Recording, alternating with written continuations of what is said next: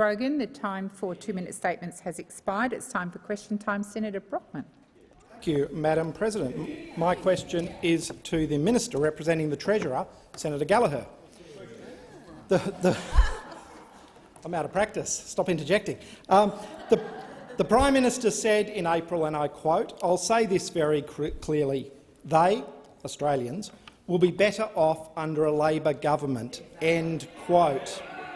Minister, with inflation rising by 1.8% to 6.1% for the year to June quarter, and Labor's policy to reduce power bills by $275 already dumped, is it not true that Australians can buy less when they shop for groceries and pay off less of their mortgages?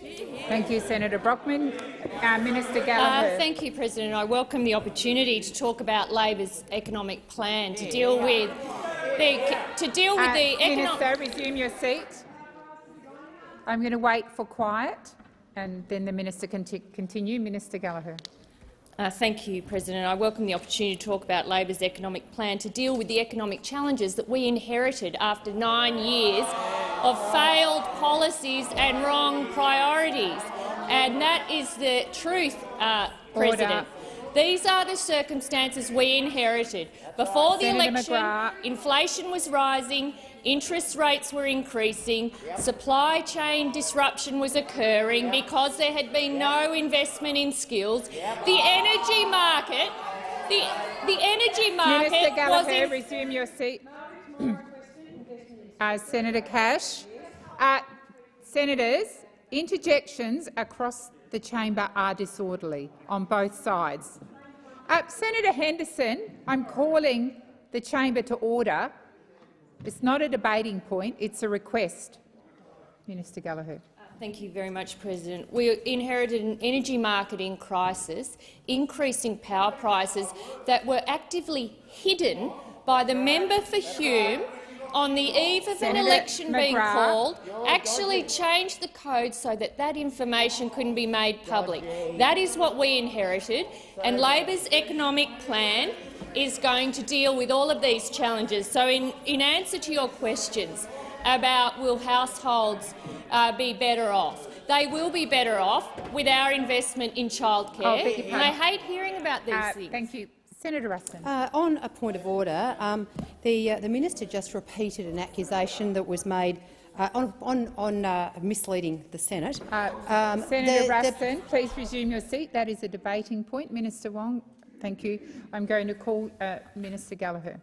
Thank you very much. Households will be better off with the policies that Labor are implementing. Cheaper childcare, I can go through them again and I'll do it all through question time. Every single question I'll give you the same answer. Cost of living relief for families, cheaper childcare to reduce costs for more than $1.2 million families, cheaper medicines, taking the speed limit off the economy with better training for our workforce, for free TAFE places, for investing in cleaner and cheaper energy. Your seat. I need to be able to hear the minister's response, and I'm finding it difficult when there are so many loud interjections. I would ask senators to be quiet, particularly those on my left. Minister Gallagher. Creating a future made in Australia with the National Reconstruction Fund, growing the care economy, upgrading the NBN, and I know I'll have further opportunity to expand on this. Thank you, Minister. Senator Brockman, first supplementary. Thank you, Madam President. The Prime Minister has said, "My government has a policy of doing what we can do to assist cost of living pressures." My question is this: what will the government do now, prior to the October budget, for Australians who are having to do more with less? Minister Gallagher. Thank you very much. And we will do what we said we'd do, and what we've already done is provide support for people affected by floods. We've extended the hospital funding and pandemic leave. We've successfully argued for a minimum wage case. We've announced the Job and Skills Summit. We've begun the review into the Reserve Bank. We've begun the audit of rorts and waste, going through the budget line by line to see what you were all up to. We've begun all that. Minister Gallagher, resume your seat. Senators on both sides of the chamber, I am not able to hear the minister's answer. I would ask you, Senator Brown, I would ask you to be silent. Minister Gallagher, please continue. Thank you. We've introduced the climate change legislation that will kickstart more investment in renewables and grow jobs and opportunities. And in relation to the budget, we are going through your budget that we inherited line by line, because after 9 years of wrong policies, failed policies and wrong priorities— resume your seat. Minister Watt. Thank you. On my right, you need to be quiet and allow the minister the opportunity to answer the question. Just because you don't like the answer, there is no need for any senators on either side to be disorderly. Please continue, Minister Gallagher. We are working to repair the budget and put downward pressure on $1 trillion of Liberal debt. Senator Brockman, second supplementary. Minister, the price of groceries is increasing. Power prices are increasing. Mortgage repayments are increasing. Does this government have any policies at all that will address these issues right now, or will the minister admit that Australians are not better off? Another broken Labor promise. Minister Gallagher. Thank you. Well, Australian households will be better off from a government that's actually focused on introducing policies that deal with these issues over the longer term, rather than this, what we had under you, which was 9 years of political short-term fixes to get you through a news cycle, not actually to deal with the significant challenges in the economy. Gallagher. I'll finish there. Thank you. Senator Grogan. My question is to the Minister representing the Prime Minister, Senator Wong. Can the minister outline the current state of the Australian energy market and its consequences for Australians? Minister Wong. Thank you, President, and thank you to Senator Grogan for the question and for your interest in how this is affecting Australians and Australian families. And the reality is that Australians are feeling the pain in their hip pocket because of 9 years of denial, 9 years of chaos, 9 years of failed energy policies, as well as the significant international factors that we are experiencing. And you don't like it, do you? You don't like it, do you? You don't like the facts.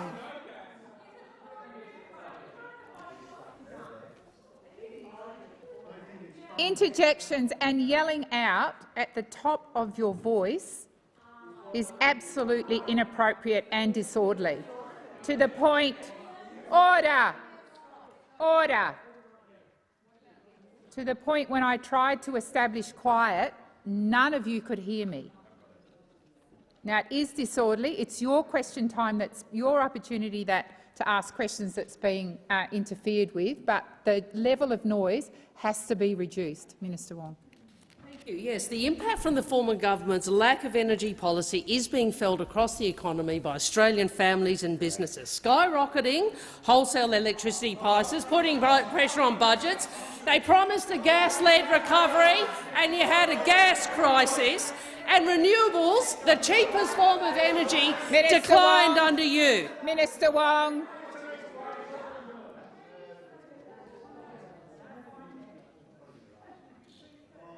Minister Wong, please resume. The fact is, the lack of policy certainty, the lack of any policy framework, the chaos, you know what it did? It stifled investment. It stifled investment. It slowed the uptake of renewables. And instead of being well-placed to deal with this challenge, Australians were left vulnerable by a government that had 22 energy policies. Your seat. Seriously. It's not only disorderly, it's disrespectful. And I will keep sitting the minister down for as long as it takes, because it's your time that's being wasted. Thank you, Senator McGrath. Calling out like that is completely disorderly. Minister Wong. Thank you. Well, they might not like to recall how a market operates, but let me tell you this. Your chaos stifled investment. 9 years, 22 energy policies. You took 4 Minister gigawatts Wong. out of the— Minister Wong, please resume your seat. Senator I'll call you when it's quiet. Senator Henderson. Madam President, thank you. Could I ask if you could ask the senator to direct her comments through the chair? Thank you. Thank you. Thank you, Minister Wong. President, they took 4 gigawatts of capacity out of the system, they put 1 in, and then they wonder why that has contributed to the price increases that Australians are experiencing. Then they come in here, Madam President, they come here and they say, oh, it's really bad. Well, maybe you should have thought of that in the 9 years you were in government. The 9 years you were in government, Australians are paying the price. Minister Wong, your time has expired. First supplementary, thank you. Oh, beg your pardon. Sorry. Madam President, Senator Wong has continued to refer to you in her contribution. Could I ask you to again remind her that she's to make her comments through the chair and not directed at the chair? Thank you. Senator Henderson, it is quite appropriate for anyone in the chamber to refer to me as President.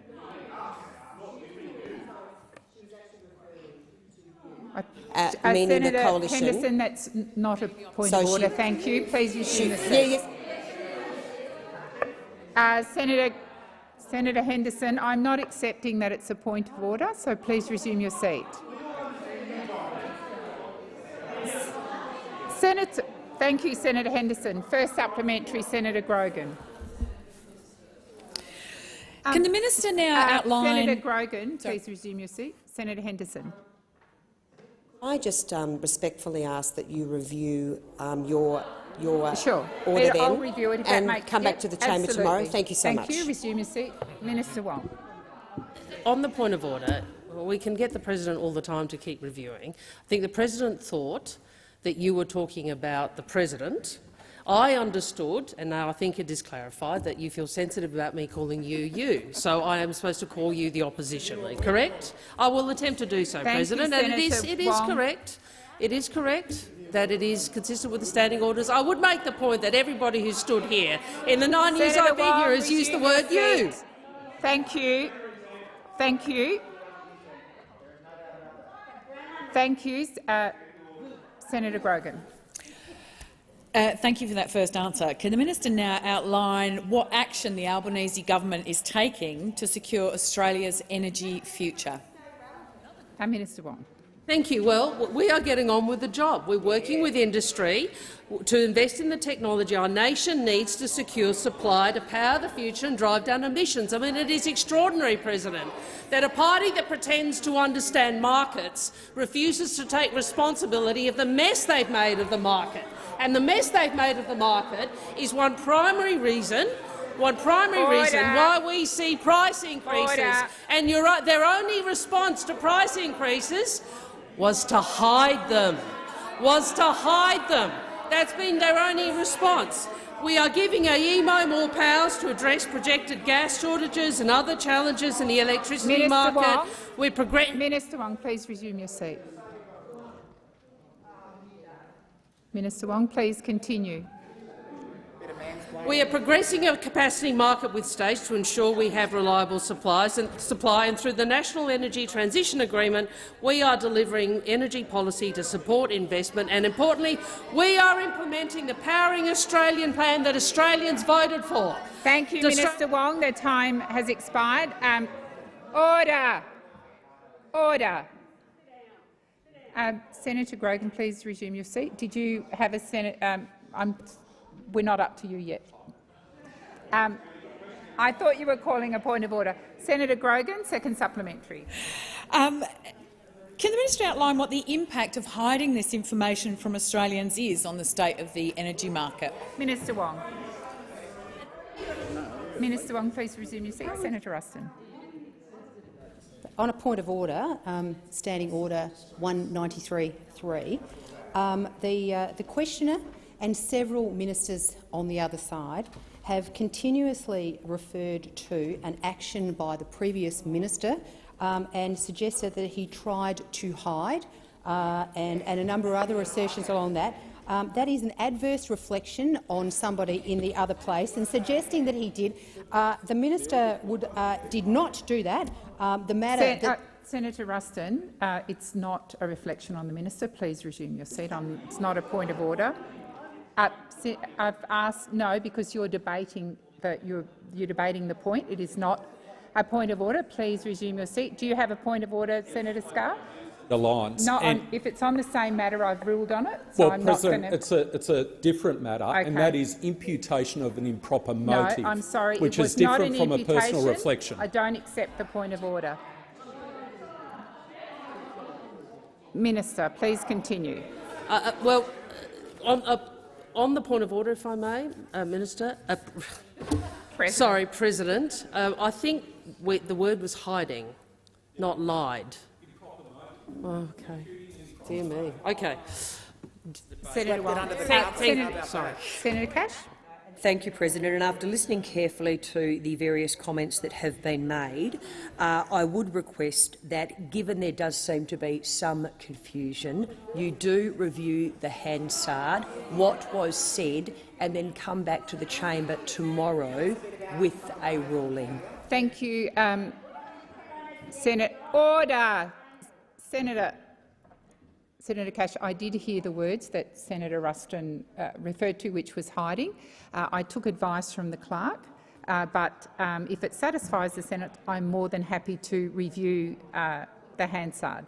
Thank you, Senator Ruston. I'm not entertaining any further points of order on this matter, so if it's a new point of order, I'm happy to hear it. Order in relation to the request that's before you at the moment in terms of reviewing the particular information, that I would seek for you to also review comments that have been made by others, including Senator Gallagher and Senator Watt, on the same matter. Senator Ruston, you're well aware that you can't take a retrospective point of order. I've agreed to review the Hansard and come back to the Senate. Minister Wong. A point of order and ask them to withdraw. Order. Senator Wong, please Thank you. Continue with the question asked by the second supplementary asked by Senator Thank you. Well, transparency when it comes to markets is important. Transparency when it comes to elections is important. And what we know is that the member for Hume, the former industry minister, saw a 19.7% increase to the default market offer and amended the industry code for electricity retailers on 6th of April. Minister Wong, please resume your seat. Senator Ruston. On a point of order, in relation to making a reflection on somebody in the other place for an action that they did not take. That is a debating point, Senator Ruston, but to be perfectly honest, there were so many interjections, particularly from the right, I was struggling to hear Minister Wong. And once again, I would ask Senator McGrath, from the left. Minister Wong, please continue. The member for Hume amended the industry code for electricity retailers 4 days before the election was called to delay the release of increases. Minister Wong, please resume your seat. Minister Wong. Senator Ruston. On a point of order, in terms of reflecting on a member in the other place, the minister, in responding to the question, is making an accusation of inappropriate behaviour by the member for Hume, which she has no evidence of. Once again, that is a debating point. Minister Wong, please continue. Thank you.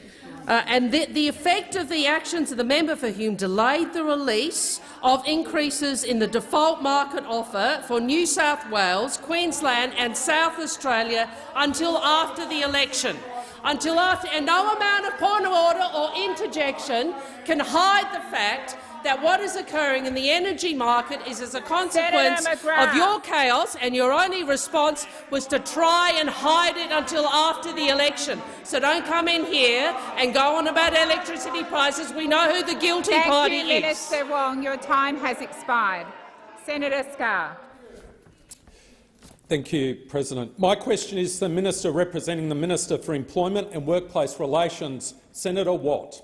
Minister, last week the federal court fined the CFMMEU and 2 officials in our home state of Queensland more than $150,000 for entry breaches, thuggish behaviour and disgusting homophobic slurs on the $5.4 billion Queensland Cross River Rail project. Will the minister guarantee that by abolishing the Australian Building and Construction Commission, this disgraceful and disgusting behaviour will not become even more prevalent on construction sites in Queensland and across this nation?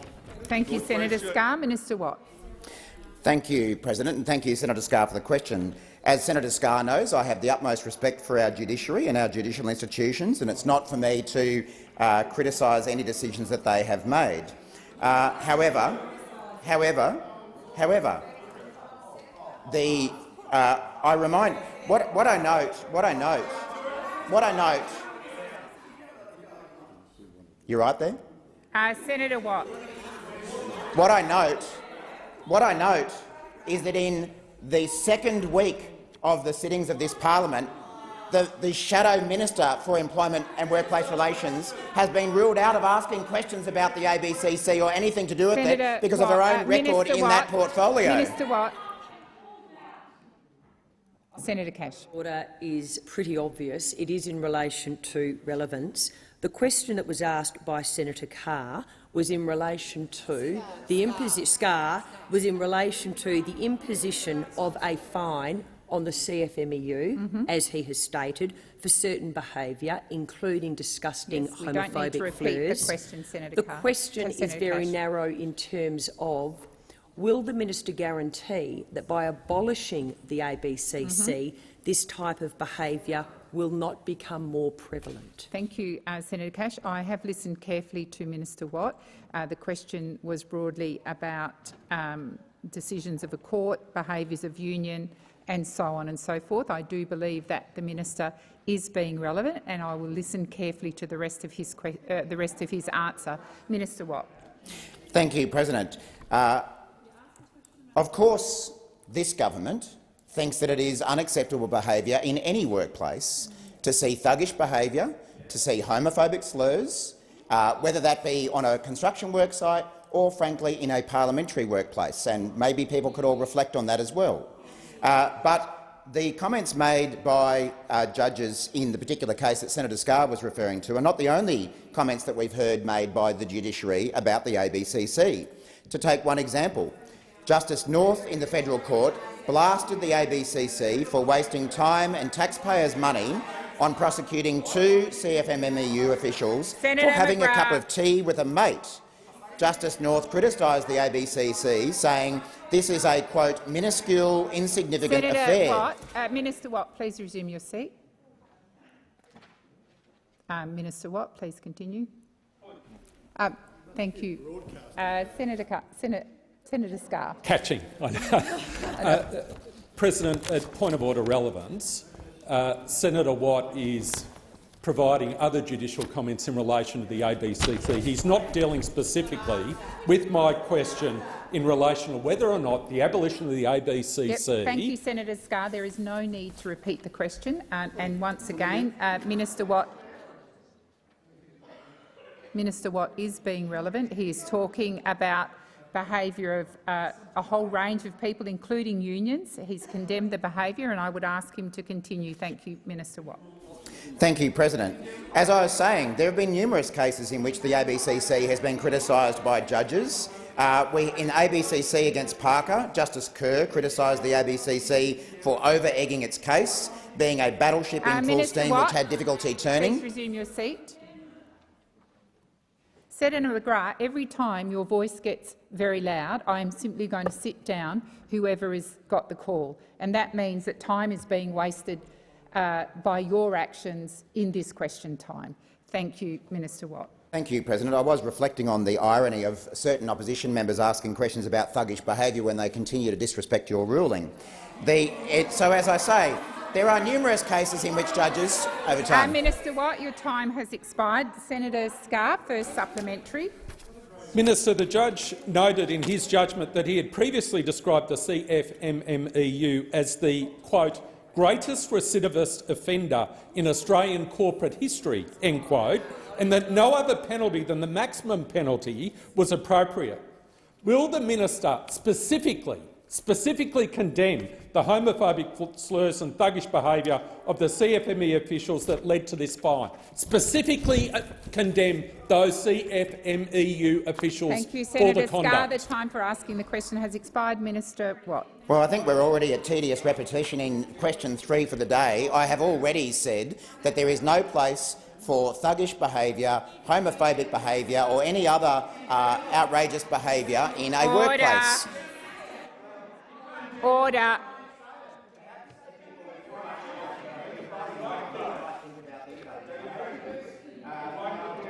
I've got a whole list of comments from the judiciary about the ABCC, which I can run through if you want me to. I didn't finish what Justice North had to say about Minister the Watt, ABCC. please resume your Thank seat. you. Senator Brockman.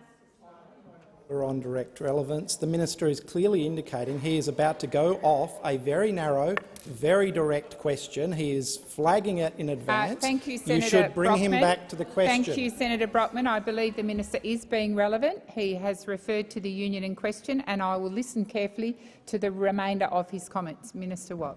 Thank you, President. Here's a bit more about what Justice North had to say about the ABCC. For goodness sake, I don't know what this inspectorate is doing. Please resume your seat. Senator Brockman, I'm not going to entertain a point of order because it's the same point of order you just made. Please resume your seat. I indicated that I would listen to the minister's answer. Minister Watt.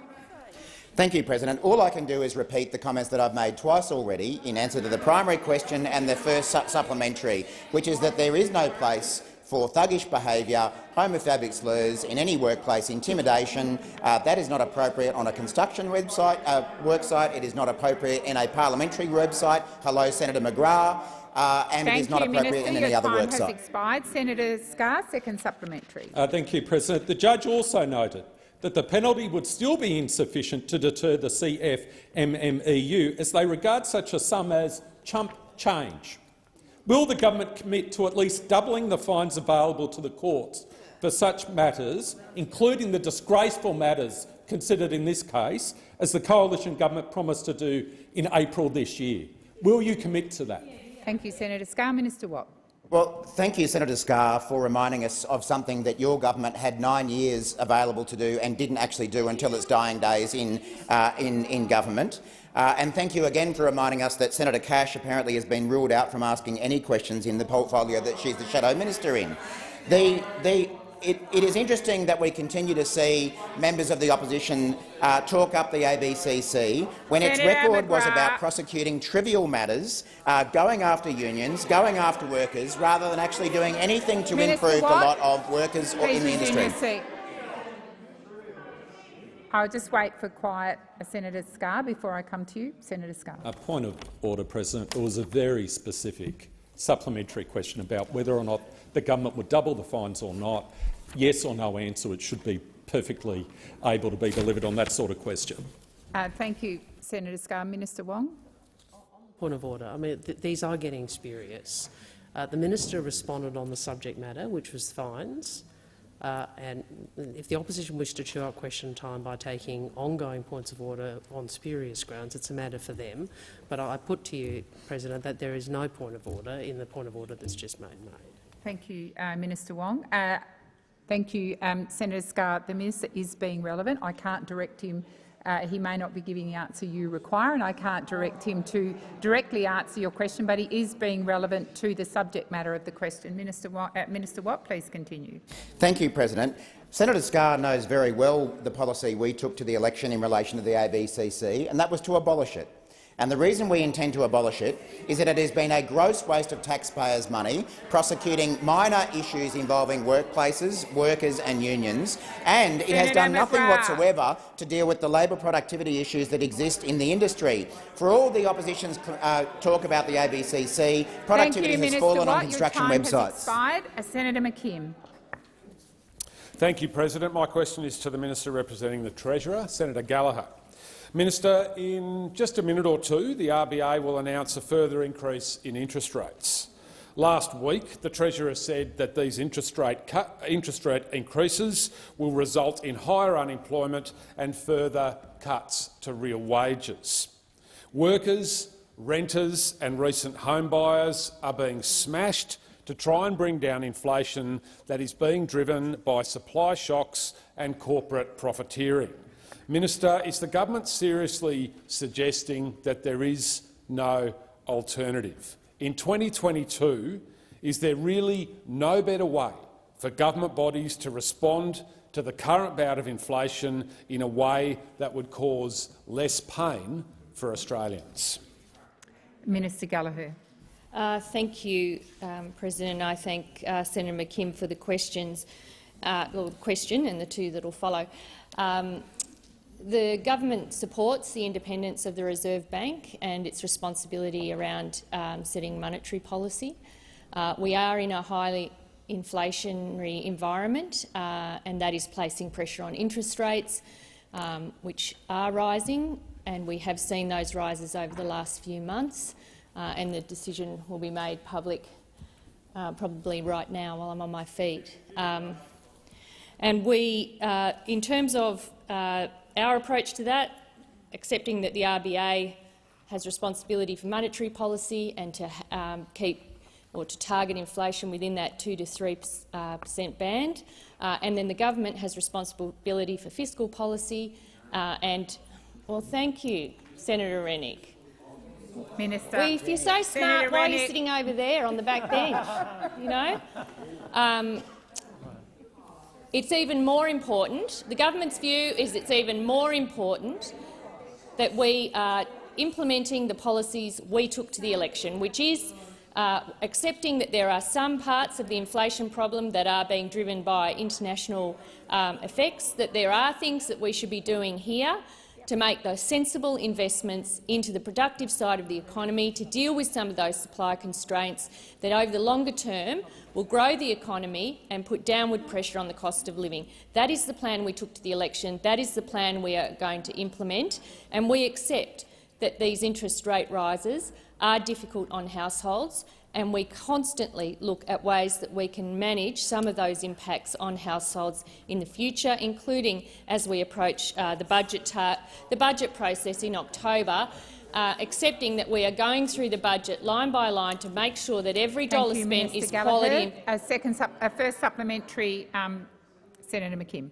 Thank you, President. I note, Minister, the announcement is that interest rates are up by 50 basis points. Profits are at record highs and wages' share of national income is at record lows. The European Central Bank has identified that corporate profits are surging on the back of the recent increase in inflation. Will you finally accept that corporate profiteering is contributing to inflation in Australia? Thank you, Senator McKim. Minister Gallagher.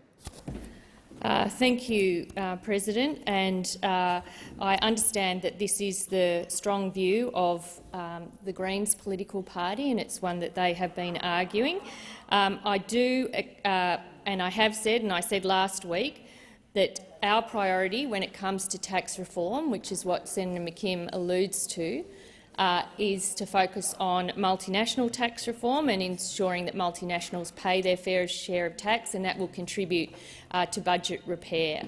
And we do want to get wages moving. We do think there's a social licence attached to some of the companies that have been doing pretty well in the last few months.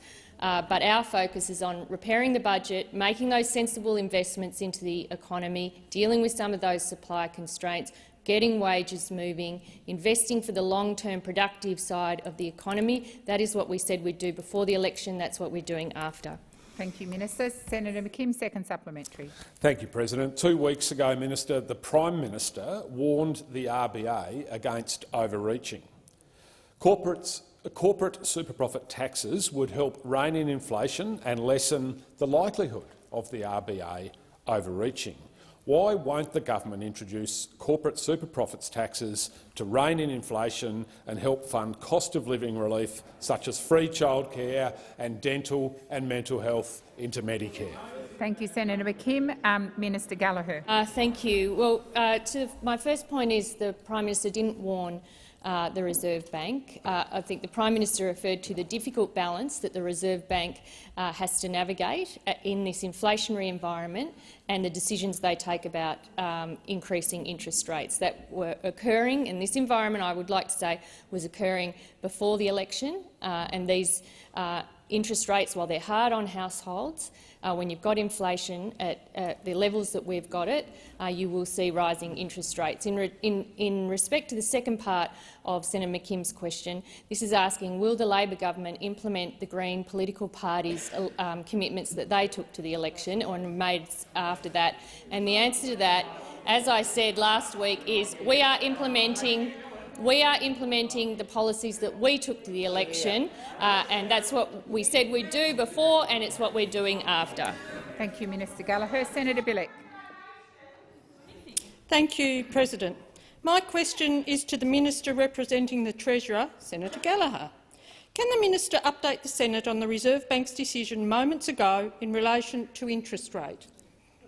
Minister Gallagher. Thank you, President. I thank Senator Bilyk for the question, and it's an important question that affects all of us, and many Australians, particularly those with mortgages, but also those with savings accounts. The Independent Reserve Bank has made its decision today to increase interest rates by another 50 basis points, bringing the cash rate to 1.85%.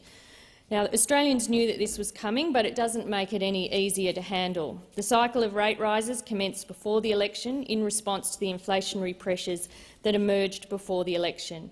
Average homeowners owing $330,000 will have to find about $90 a month more for repayments, on top of the $220 extra in repayments since early May. For Australians with a typical $500,000 mortgage, it's an extra $140 a month, in addition to the extra $335 they've had to find since early May. Now, this won't come as a surprise to many, but it will still be a shock to many households. Families will have to make more hard decisions about how to balance the household budget in the face of pressures like higher grocery prices and higher power prices, which the member for Hume kept hidden from them prior to the election. As a government, we are focusing on the economic plan we took to the election campaign, that it makes the sensible investments into childcare, into skills, into digital services, using the National Reconstruction Fund, making childcare cheaper and lowering the price of energy through the Powering Australia plan. These are the commitments that we made in the election. These are the commitments we will do, and we will monitor all of these in their lead up to the October budget and the decisions we take about there, which will be primarily about fixing the waste and rorts of the previous government and implementing the election commitments that we took. Thank you, Minister Gallagher. Senator Bilyk, first supplementary. Thank you. And thank you for that answer, Minister. Can the Minister update the Senate on how this decision might impact Australians with savings accounts? Minister Gallagher. Thank you, President, and I thank Senator Bilyk for the supplementary. Obviously, higher interest rates primarily affect mortgage holders, but there's also an impact on savers as well. As the Treasurer pointed out earlier today, he's found it disappointing that higher interest rates weren't necessarily being passed on to savers, and that he would raise this directly with the banks. And I'm sure that those opposite would support that approach. The Treasurer has said that savers have been the principal victims of interest rates when they've been incredibly low, and that they should be the beneficiaries of rising interest rates. He said they've been doing it tough for some time now, and it's time that they got a bit of relief, and the government certainly supports that approach. Thank you, Minister Gallagher. Second supplementary, Senator Bilyk. Thank you, President. Can the Minister update the Senate on how the government's plans will support Australians during this challenging economic period? Minister Gallagher. Thank you, President. I thank Senator Bilyk for the supplementary. Australians knew that problems like high and rising inflation have been made worse by a decade of wasted opportunities and wrong priorities and those opposite. The Albanese government's economic plan is a direct response to the economic challenges that we face right now. Responsible cost of living relief, cheaper childcare, cheaper medicines, addressing the supply-side inflationary challenges and taking the speed limit off the economy, like investing in skills and productivity, cleaner and cheaper energy — get that one, Senator Henderson — getting wages moving again, and beginning the very difficult work of budget repair so that the $1 trillion of Liberal debt doesn't grow bigger and bigger for generations to come. Thank you, Minister. Senator David Pocock. Thank you, President. My question is to the Minister representing the Minister for Housing, Senator Farrell. This week is National Homelessness Week, which draws attention to the over 100,000 people who experience homelessness tonight and every night this week. In places like the ACT, the dangers of homelessness, especially for rough sleepers, are particularly acute in winter. Could the Minister provide an update on progress in the development of the promised National Housing Strategy? Minister Farrell. Thank you, President, and I thank Senator Pocock for his question, which is obviously a very serious issue, not just in the ACT, which he referred to, but across the country. And, of course, what the Labor Party has inherited after 9 years of neglect on this subject matter, of course, is a very serious situation. And, of course, the decision today by the Reserve Bank to increase interest rates certainly hasn't made that issue any easier to deal with.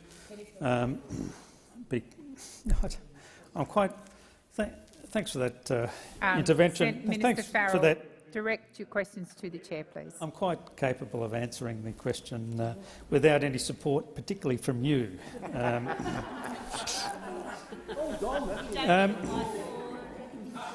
But look. Order. Look, there's a serious issue here. Senator Pocock has raised a serious issue, and I'd like to. Well, I have been answering it. Minister Farrell, please direct your questions to the President, not across the chamber. Thank you. Thank you. But what we've seen is a legacy of inaction on the part of the previous government, and it's the intention of this government to. I beg your pardon, Senator Lambie. Point of relevance, that's nice to go and blame the government for all that time you've chewed up, but I think that, with all due respect to Senator Pocock, if you could just answer his question, that would be wonderful. Thank you. You two can go and play all the games you like. Thank you, Senator Lambie.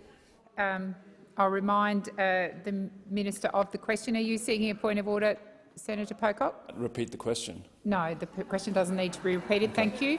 Minister Farrell. Now, in stark contrast to what the opposition did in its time in government, Australia has finally got a government in Canberra. Thank you, Minister Farrell. Your time has expired. Senator Pocock, first supplementary. Thanks. My last question was an update on the progress in the development of the promised National Housing Strategy. The first supplementary is about the commitment to build 30,000 new social and affordable homes over the next year. Noting the urgency of this task, when can we expect to see enabling legislation introduced and construction to actually start? Thank you, Senator Pocock. Minister Farrell. Thank you, President, and thank Senator Pocock for his first supplementary question. I think we should start by sort of pointing out that one of the first things that the Albanese government did when they came to power was, for the first time, incorporate into Cabinet the position of housing and homelessness. So you're asking a question about what are we planning to do? Well, I'd start by suggesting that the decision to put that portfolio into Cabinet is a very good start in dealing with these serious issues. Now, we've got a very significant and a very strong reform agenda. You've mentioned some of the projects that we're planning to implement. Well, we've been in government 2 months. Thank you, Minister Farrell. Your time has expired. Senator Pocock, second supplementary. Thank you, Senator Farrell. Order. Order.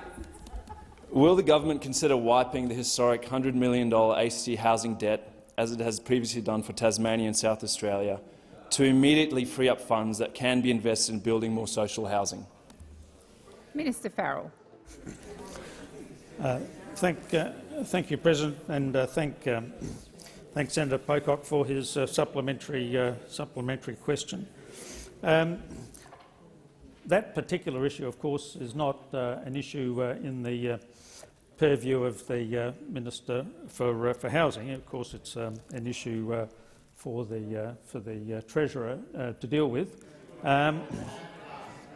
But I'm very happy to have a chat to him about that issue, and I'll come back to you with a response. Thank you.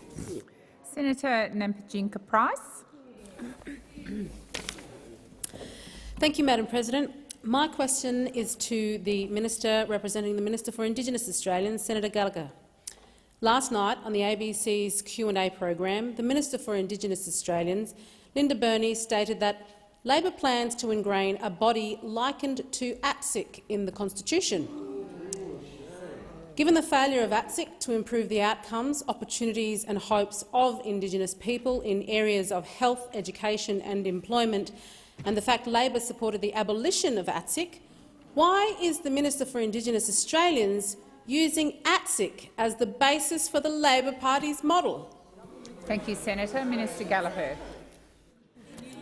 Thank you very much, President. I thank Senator Price for the question, and I would begin by acknowledging the huge amount of work that the Minister for Indigenous Affairs, assisted by Senator Malarndirri-McCarthy and Senator Dodson, have done in supporting the Prime Minister and the announcement he made on Saturday about progressing a referendum and a voice, treaty and truth. This is a period of time, and certainly we discussed it this morning in our party room, of enormous pride to get behind and build momentum to amend the Constitution with a referendum. Minister, please resume your seat. Senator Cash. I'm sorry, Madam President. With all due respect to Senator Gallagher, Senator Nampijinska-Price's question was very, very clear. It was in relation to comments made by the Minister on ATSIC and why the Minister for Indigenous Australians is using ATSIC as the basis for the Labor Party's model. It wasn't about the work that had been done to date. It wasn't about anything yet that Senator Gallagher is referring to. It was the voice. The Minister is relevant. Order. Order. Senator Nampijinska's. The Minister is relevant. Thank you. And I'd ask the Senator to withdraw. Minister Wong, that please is a resume reflection your on seat.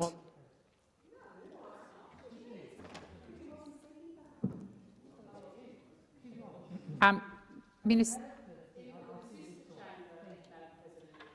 Thank you. Senator Brockman. I wish to just add on the point of order. I've just reviewed the question and it had no mention of the voice. Thank you. No Senator mention Brockman, of the voice, Madam President. Senator Brockman, please resume your seat. I'm about to rule on the point of order. I listened very carefully. Order. I listened very carefully to the question. It was broad-ranging. It did talk about Q&A. It talked about ATSIC. It talked about the health and welfare of First Nations peoples in this country. I've listened carefully to Minister Gallagher, who's still got 1:15 to go, and if she is not addressing the question, I will draw it to her attention. Thank you, Minister Gallagher.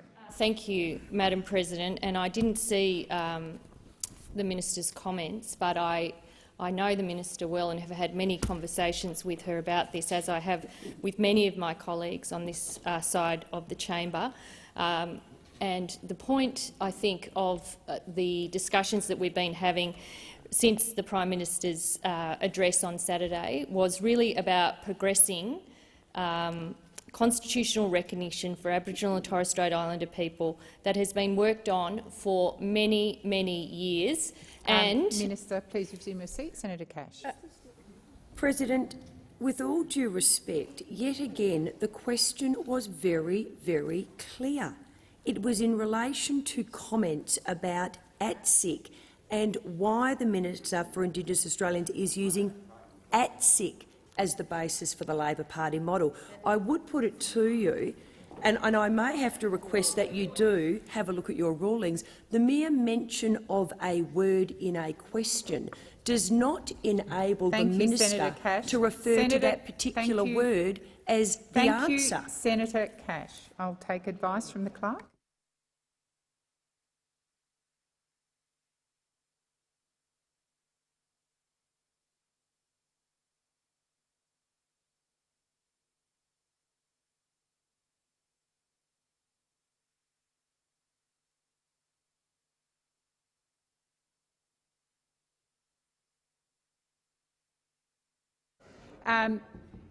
Senator Cash and other senators have drawn Minister Gallagher back to a part of the question, and I will invite the senator to continue. I will invite the minister to continue answering the question. Well, thank you. As I said, I didn't hear the comments that the minister made, but I understand the approach that she and Senator Dodson as the special envoy are bringing, and Senator Malarndirri McCarthy as Assistant Minister are bringing to this discussion. As the Prime Minister has said, there will be further consultation and deliberation with First Nations people and the community more broadly as we work towards the referendum. But we've been talking about this for 15 years. We want the debate around it to be respectful. We want to bring people together on the journey, and we want to get the outcome in the end. And that is what Minister Burney and all of us are working towards. Thank you, Minister. Senator Nampijinka Price, first supplementary. On last night's ABC Q&A program, the Minister for Indigenous Australians, Linda Burney, stated that there will be extensive consultation conducted before legislation is drafted and that the general public will get to decide what the voice will be. Earlier on the same day, the Prime Minister outlined that the Australian Parliament would decide what the voice will look like after the referendum.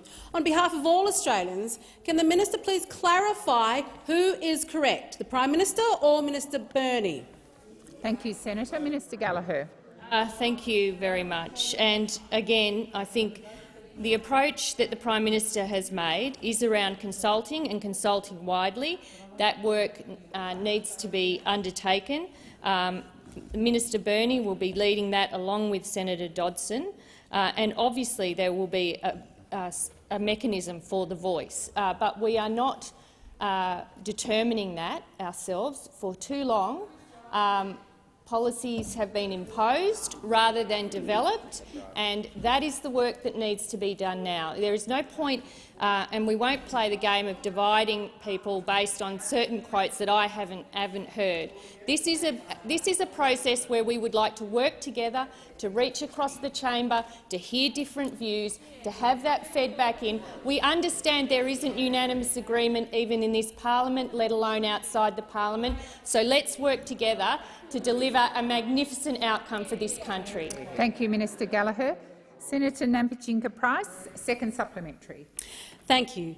Domestic, family and sexual violence is now in the Northern Territory 64% higher than 2016. How will the voice practically change this statistic?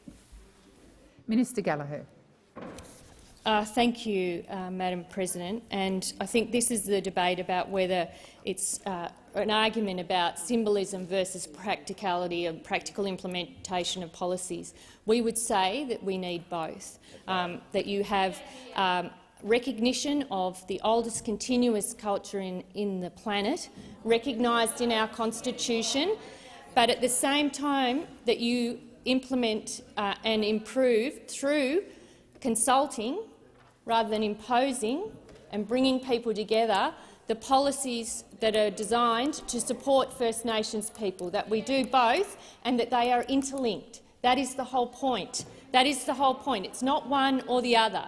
there is a universal agreement that we need to see improvements for First Nations people in a whole range of areas, in health, in education, in jobs and economic security, housing, community safety, all of that. But that doesn't mean we should walk away from this opportunity. Order. Senator Thorpe. Senator Thorpe. Order. Senator Thorpe, when I call you to order, I expect you to stop shouting out. Senator Lambie or Senator Tyrrell? I've got Senator Lambie, thank you. Yeah, sorry, Madam President. My question is for Minister representing the Minister for Financial Services, Senator Gallagher. Minister, right now superannuation managers can only spend their members' money to support their members' financial well-being. I would have thought that's just basic common sense, but somehow Labor doesn't agree. Don't you care if directors spend Australians' retirement money on stuff they don't need? We know they'll go back to paying for flashy corporate retreats and news websites like they were doing before we changed the laws. Thank you, Senator Lambie. Minister Gallagher. President, I missed the first part of the question. So sorry, Senator Lambie, I really couldn't hear it. Senator Lambie, please repeat the first part of your question. Thank you, Madam President. Minister, right now superannuation managers can only spend their members' money to support their members' financial well-being. I would have thought that's just basic common sense, but somehow Labor doesn't agree. Don't you care if directors spend Australians' retirement money on stuff they don't need? We know they'll go back to paying for flashy corporate retreats and news websites like they were doing before we changed the laws. Thank you, Senator Lambie. Minister Gallagher.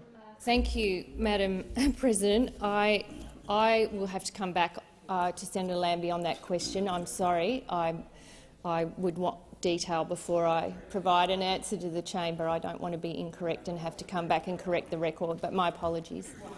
Senator Lambie, first supplementary. Thank you, Madam President. Everybody knows super managers make donations to political parties and industry groups, which I bet many members do not know and which I do not like. But at least they have to tell members who they're donating to and how much they're giving them. Why is Labor proposing to change that? Aren't you guys supposed to be about transparency? That's what you sold during your election. Or do you only care about transparency when you're trying to win elections? Thank you, Senator Lambie. Minister No, Gallagher. we are a big supporter of transparency, Madam President, and we'll be a lot more transparent than those opposite have ever been in a whole range of areas. As to the detail, I will come back to Senator Lambie with an answer. Senator Lambie, second supplementary. Order! Order! I don't believe Senator Lambie has been interjecting when you've asked questions, and I would ask you to give her that same respect. Second supplementary, Senator Lambie. Thank you, Madam President. Labor says the changes are about reducing complexity for directors, but directors still have to tell members how much they spend on donations, just not where the donation money is going to. Won't that mean they'll have to keep those records anyway? Isn't this really just about hiding super money going to Labor and the unions? Thank you, Senator Lambie. Minister Gallagher. Well, the answer to that is no. Thank you. Senator O'Neill.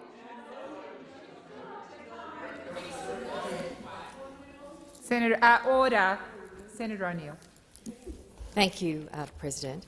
And my question is to the Minister representing the Minister for Skills and Training, Senator Watt.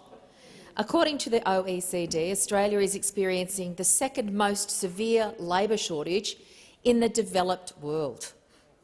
Can the Minister update the Senate on the government's progress in implementing its commitment to hold a Jobs and Skills Summit and outline what measures the Albanese government has already taken to address skills shortage? Thank you, Senator O'Neill. Minister Watt.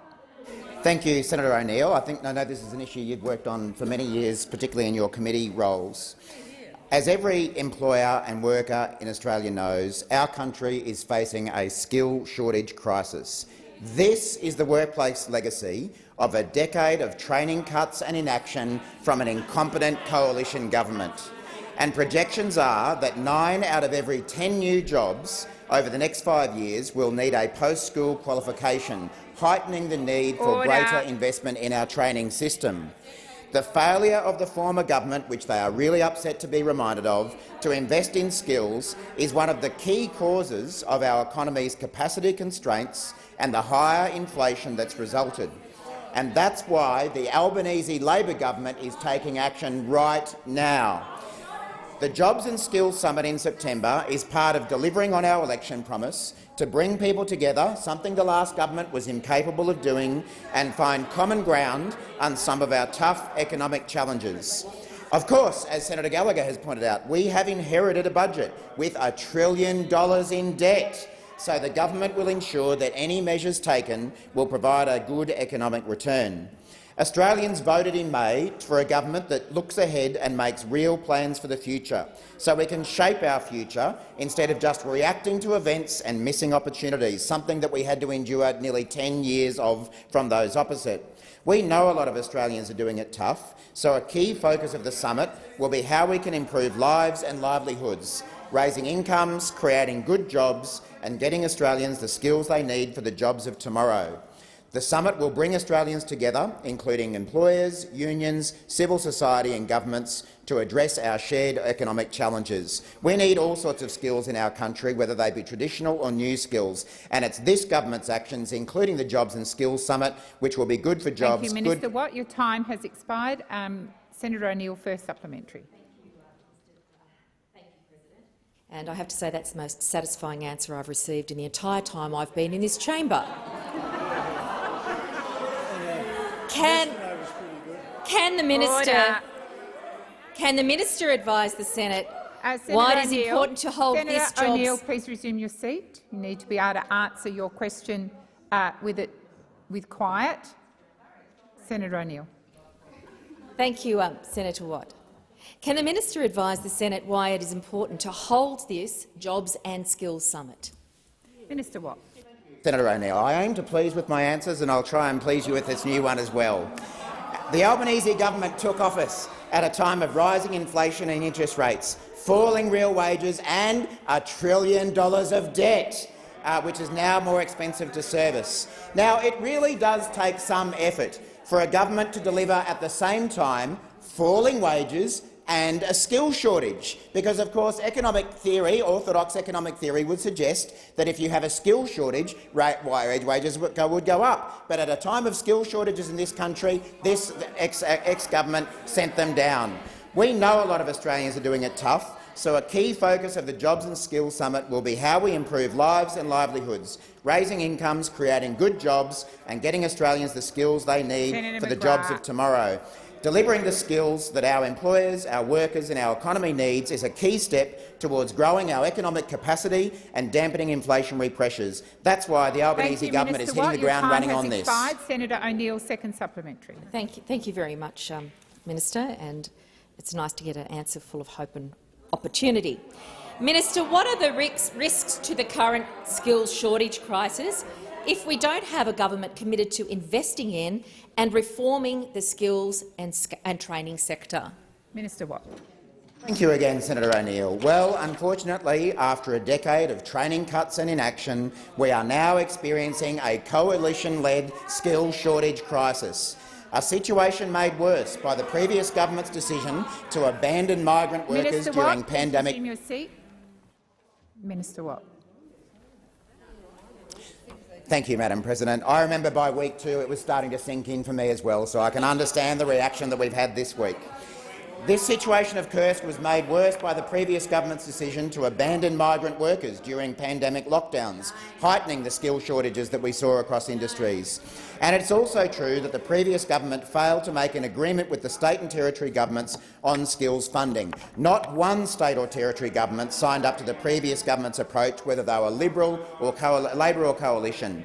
So it's no surprise when the previous government neglected TAFEs, the lifeblood of the vocational education and training system, and failed to do the work needed for our skills sector. Unlike the former government, we're hitting the ground running, we're taking responsibility. Minister Watt, your time has expired. Please resume your seat. Minister Wong. That was the last one, wasn't it? I ask that further questions be placed on notice. And while I'm on my feet, if I may, yesterday in question time in response to a question from Senator Thorpe, I undertook to get some further information, if it were available, about the process of design for a Makarrata Commission. I have written to Senator Thorpe. There is little additional to add to the answer, but given I gave the undertaking, I seek leave to table my response to Senator Thorpe.